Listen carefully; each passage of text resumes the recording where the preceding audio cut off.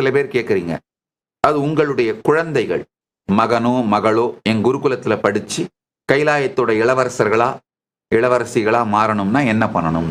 குறைந்தபட்சம் ஒரு பெற்றோராவது கைலாசவாசியா மாறணும். அதாவது மைனர் குழந்தைகள் 18 வயதுக்குட்பட்ட எந்த குழந்தையையும் குழந்தை மட்டும் கைலாசத்தில் இருக்க முடியாது. ஒண்ணு அந்த குழந்தையோட தாயோ தந்தையோ யாராவது ஒருத்தர், அல்லது அந்த குழந்தையோட இரத்த உறவினர் மேஜரா மாறின பிரதரோ சிஸ்டரோ யாராவது ஒருத்தர் கார்டியனா இருக்கணும். இருந்தா மட்டும்தான் எங்க குருகுலங்களில் அக்செப்ட் பண்ணிப்போம்.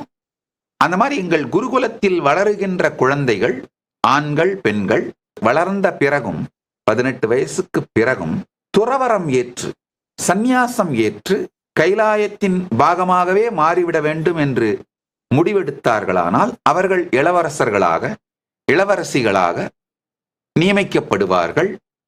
அவர்களுக்கான பயிற்சிகள், சந்நியாச பயிற்சி, ஆன்மீக பயிற்சி, இந்த இளவரசியா மாறணும்னா பல்வேறு விதமான பொருளாதாரத்துறை, தூதரக ரீதியான உறவுகள், டிப்ளமசி, இது சார்ந்த எல்லா துறைகளுக்கான பயிற்சிகளும் கொடுப்போம். அந்த பயிற்சிகளையும் கைலாசமே அளிக்கும்.